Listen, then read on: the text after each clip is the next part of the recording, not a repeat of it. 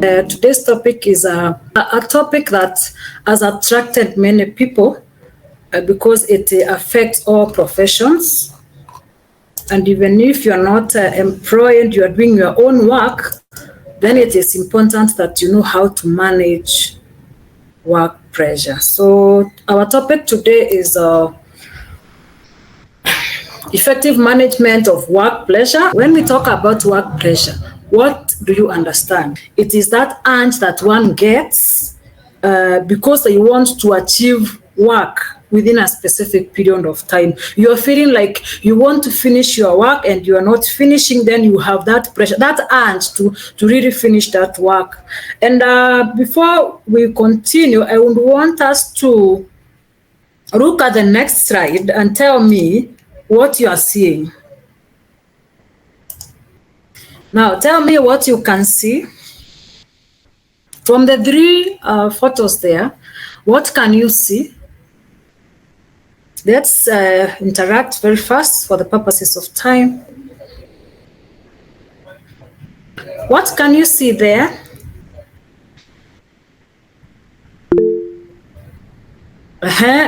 Angela says stressed employees and they look stressed. Yes, dandelions. Pirete says dandelions that have not been met. Stressed workers. The next question is, have you found yourself in such a situation? Let me hear from the crowd. Yes. Pirete says yes, Maureen says yes. What did you do? Now, the next question is, what did you do when you find yourself in such a situation? You can see that guy there is very frustrated.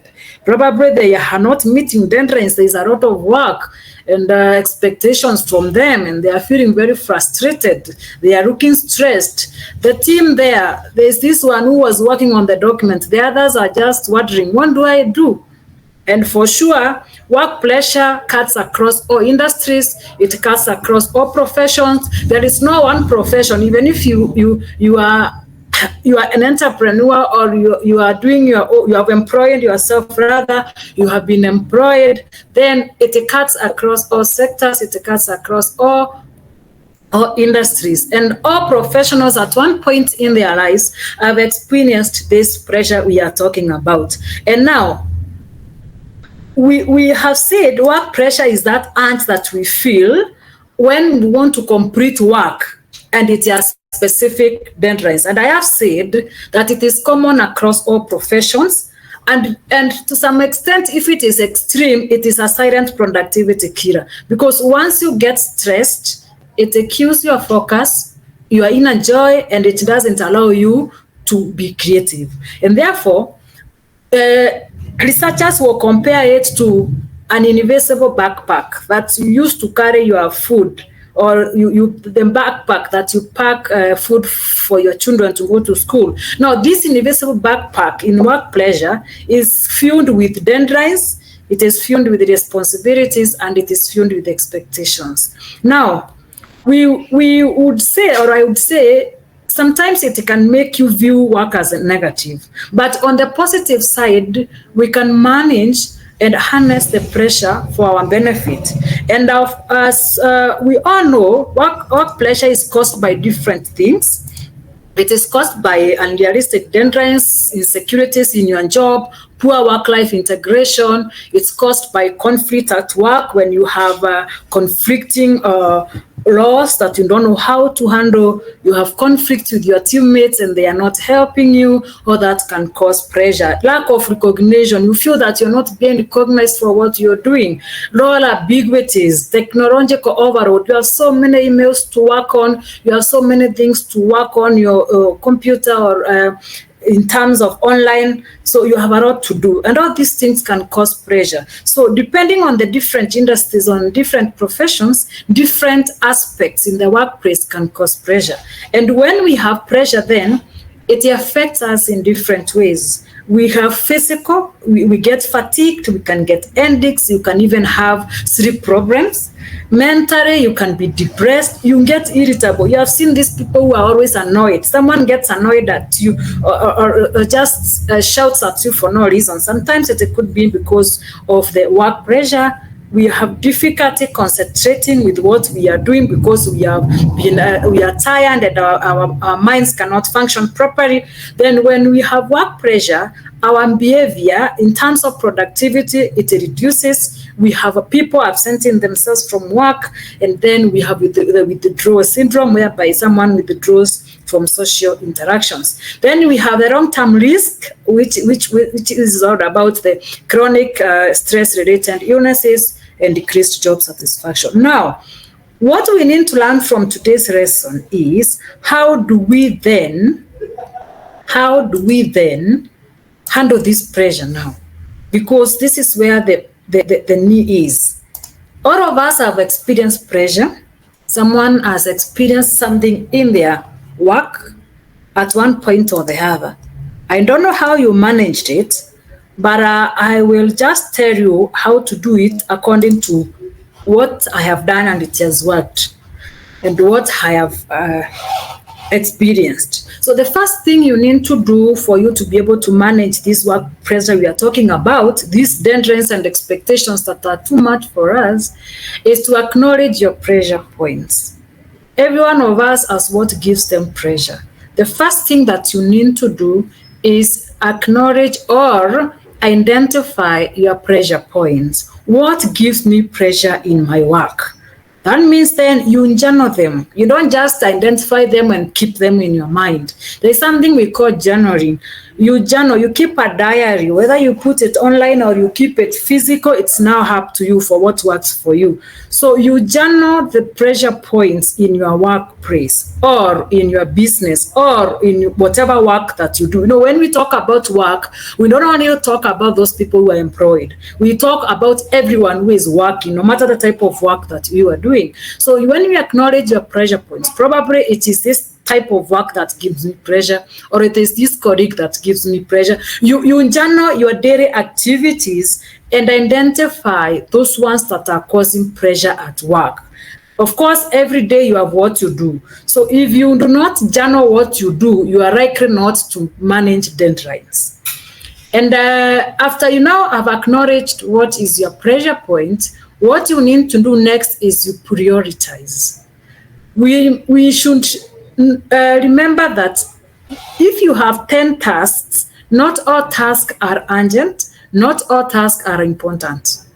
So what experts say is that you prioritize your work based on urgency and based on the importance. And I would recommend that you can use the S-hour matrix. This S-hour matrix looks at those tasks that are important and urgent. If they're important and urgent, you do them.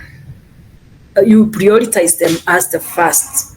Then if they are important and not urgent, you schedule them, and you schedule them at a time that is convenient for you. But if they are not important but urgent, you delegate. I hope we are together. Hope you can hear me or you're following. If the tasks that you are having at hand are not important and they are not urgent, you avoid them. So this matrix is very important to help you prioritize. It is a tool that is used by professionals to prioritize. And this is not theory. If you want to see whether it works, go practice it after today. It will help you so much. So what you do the first time you report to work, or when you are given a task by your CEO or your boss, or if you are a manager or if you are an employee, whatever case, you look at this matrix. You say important, urgent, you do immediately. Important but not urgent, you schedule it for a specific time. Not important but urgent, you just delegate to your team members that can help you do it. If it is not important and not urgent, then it is going to cause distractions. You do away with it. Now, the next thing after you have prioritized your work depending on urgency, then what you do next is you set boundaries. Now, most of us, the reason why we will not meet deadlines is because you will do 5 minutes work and talk to your colleagues. You need to set boundaries so that if you do the work of 8 to 5, by 5, you have finished the work that was important but urgent. And probably you have tackled that was important and not urgent. So you draw boundaries, and if possible, you need to leave work in the office. If it is possible, please. And you want to live a happy life, you set boundaries. You leave work in the office so that you have also personal time. Today, I saw an article that has been written in the Business Daily, and it was worrying that career women, it was in the Business Daily, that career women have long working hours and they have lost time for personal time. So they do not have balanced lives, because some of them are career women and they are probably growing their careers. Others are working past and they have to carry work at home, and so they have no time for their personal lives. And therefore, most of the time they are stressed because they don't have that time to they don't have that time to rest and have fresh perspectives of things. So if you must take work home, then please set a specific time to stop. If you must, there are those people who will even work remotely, those people who do online jobs. Then if you must do work, then you must set your time and you have to be disciplined. By the way, for you to maintain work pressure, you must have discipline. And discipline when you are alone, discipline when we are with people. Because if you have to carry work home, that means then you will not have time to relax. You will not have time to eat on time, because you will work and then you will have to eat late, and then those causes issues of health. So if you must take work home, then experts say you must set a specific time to stop that work.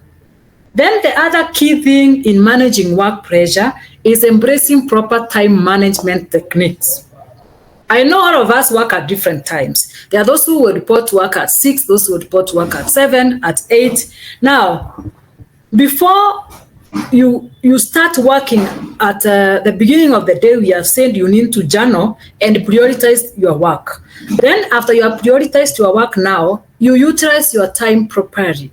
Proper time management techniques. That means you find the most productive time of your day.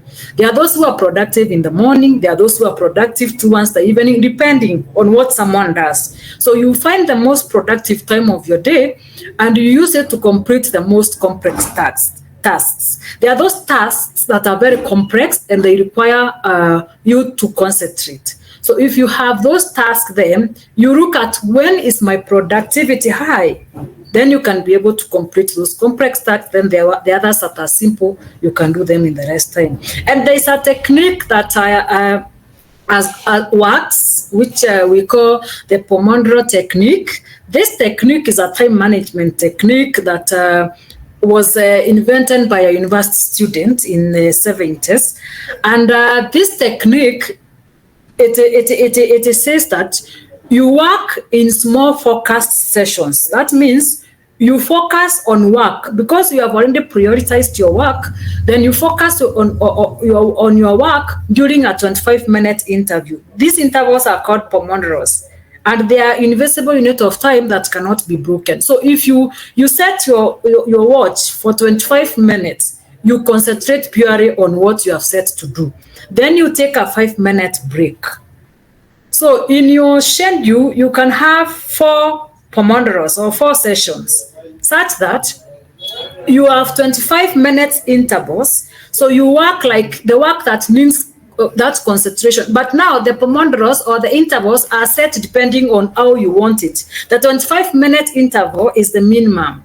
So you can decide to extend your interval probably to 30, 45, or you can do your Pomodoros depending on how your work is. But what you must ensure as you schedule your Pomodoros is that you must take a 5-minute break after every interval that you have set. So you can have a timer that sets your time. For instance, if you are doing work that requires concentration and is complex, probably you can set a 30 minutes or a 1 hour Pomodoro. Then now you can break for 5 minutes, come back and all that. And when we are using this Pomodoro technique, the rule is when you break for the 5 minutes, you should not be on screen. Let me show you how it works. Uh, this technique, the rule is, if you are using the Pomodoro and you take a break of 5 minutes, you should get away from your screen to allow your mental refreshment to take place. Then inform your colleagues that you will be available after the interval. Because you see, the Pomodoro techniques helps us not to procrastinate, and it helps us to have the discipline required to achieve our tasks. So when you have set 24 Pomodoros, like 4 sessions, probably I want to work for up to 1. So up to 1, I set like 3 Pomodoros of probably 20 intervals each. So when you set that, you must tell your colleagues in the office that I am not available up to the 5-minute break. Then now, after the 4 sessions or 5 sessions of Pomodoros, then you can take a longer break of 15 to 30 minutes. This is a very effective technique. If you use this one, it helps you to be disciplined. It helps you not to interrupt distractions, and it helps you not to procrastinate. It is very effective. So myself, I set, like, when I go to the office and I have a lot of work and I want to accomplish it, I can set the 30 minutes, and then I have like 3 Pomodoros that are not interrupted. Then that's where I will have achieved most of the work, because in my most productive hours, I have utilized that to do the complex work that I wanted to do. For those that may have this technique, you must first do what we said as we start. You must classify first, so that then you can apply this technique, and you must have a timer. And this timer is the one that alerts you when the 30 minutes break, when the 30 minutes interval ends. Then now, you can take something we call buffer Pomodoros. These buffer Pomodoros are supposed to handle unexpected tasks. So the rule for Pomodoro is this: unless it is emergency, you don't break from your important and urgent schedule. What you do is you take a buffer Pomodoro, probably 1, to do the emergencies and the unexpected tasks that have come along that were not planned for your day. Then you can allow some extra time to do. Then the other principle that can help you manage time is something we call the Pareto principle. And this is a principle by someone we call Brian Tracy, who has written the book on Hit That Frog. So the Pareto principle says this: it is a 80-20 rule, 80%, 20% rule. And this Pareto principle says that 20% of what you do accounts for your 80% results. So how do I utilize this Pareto principle? When I come to plan my daily task, I will get out of 10 tasks that I am supposed to do today, which ones are more important and which ones are more urgent. Then I will allocate most of my time on those tasks that will enable me achieve my goals. That means every professional in this forum should have a goal for every day. Every professional in this forum, we are 26 and we are continuing to add, should have a goal for every day. So for the Pareto principle to work, you must start by what we said. You have prioritized, you have acknowledged what is giving you pressure in the tasks for the day. Then now, out of the 10 tasks that you have prioritized using the matrix that we have talked about, then you allocate most time to the most important and the one that is going to help you achieve your goals. You know what you want to achieve for that day, so allocate most time to it. So then the 20% covers for that work that is going to help you achieve the goal for that day. Then you can continue putting your questions in the chat. Then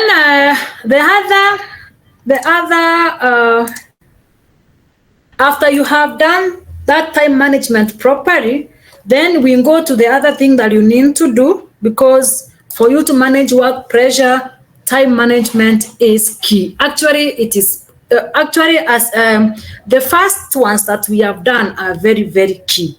You are able to prioritize what is important and urgent. You set your boundaries. Then the other thing you do is you use the techniques that I have explained to you. You choose which one works for you. We have the Pareto, we have the Pomodoro. There are many other techniques that are used for time management, but these ones are the most that people have given their testimonies that they have worked for them, and they are easy to implement. Then after you have managed your time and you have settled that time, then you will say you take time to recharge. This means after you have accomplished work with deadlines and expectation, you can request for an off or a leave. This will help you to eliminate the accumulating pressure, and it will help you maintain your productivity. You can take a leave, you go sleep and rest, you can hike, you can tour a destination, depending on what makes you feel relaxed. Then you can do that as a professional. And this is very, very important. And even managers who are in this forum, I would encourage that we allow our staff time off work, because this helps someone rejuvenate and it helps someone feel that they have the energy to continue. Now, the next thing you need to do for you to manage your work pressure is seek support. Sometimes we could be having managers who have unrealistic goals. So engage with your manager if he is too demanding or there are issues of the work environment. Sometimes toxic work environments can make us not be able to perform, and they can give us pressure. So what you do is professionally and embracing proper communication. I want to repeat that again, because when we are engaging our managers, we don't just go like you would engage your colleague. We professionally and embrace proper communication. We will approach them to try and find solutions by informing them of your concerns. What I mean is that if you feel overwhelmed to the extent that you can't take it anymore, seek support. Don't just keep quiet. We usually tell people that you are not born with work and you will not die with work. So if you have extreme pressures that you can't take it anymore and you feel your body is exhausted, that you are no longer creative, please engage your manager in a professional way. Ask him whether we can embrace this for us to meet deadlines. Don't complain, but offer suggestions so that your manager may see it as a positive deal, so that they don't see like you're threatening them or you're sidelining them. And I know in this forum I have Gen Zs. It is going to voice, because for those who attend many webinars, we have been hearing about Gen Z. Gen Zs are good. Actually, we will be bringing soon a webinar on multi-generation at the workplace. That will be probably a September series, and it will be very interesting to hear. And because these Gen Zs want to be included and they want to be heard, I would say it is going to be hard, but you need to be professional and you need to embrace proper communication skills while talking to your seniors. Of course, in the day of today, we are saying we don't have secret about what, but you can never do away with the structures of organizations. So do not complain, but offer suggestions to help your manager know you are seeking for solutions. Then when the manager makes effort to help you reduce your work pressure, probably he has taken some work from you, appreciate their effort so that they see you are also professional. Then you can also seek assistance from your colleagues. If even before you go to the manager, if it is work that you can be helped by another colleague or family or other professionals can help you, then you can seek help from them. Then the next thing you need to do after you have sought support, you need to manage your ambitions. Some of us, we have pressure because we want to finish and be competitive and get a promotion. Please manage your ambitions. You want to remain competitive, you want to be told you are the best in this organization, and you always put yourself in pressure. Please remember you have arrived after work, and it will matter much how you manage your expectations, your expectations of your workplace. It is normal to have ambitions, but please manage it. Learn to appreciate your efforts, and you have to consider the fact that there are some days, there are factors that are going to slow your progress. So when such factors come in, please, and you do not have control of, just appreciate it. And appreciate yourself that you manage take the small milestones to be where you are. Then you need to learn through your mistakes. Probably you have set all these strategies that we have done and you made a mistake somewhere. Learn through that, review your targets, and then you also need to continue consulting other team members. Remember, no one knows everything. No one has all the knowledge. So learn to consult your team members and also learn to review your targets from time to time. Because once you have identified what gives you pressure, probably it's something that you have not been doing it right. So you review and see what to do. Then the other thing you need to do, I'm almost finishing, is adopt a positive mindset. Sometimes it's too much, but then adopt a positive mindset. Focus on solutions. You reframe your challenges to be opportunities.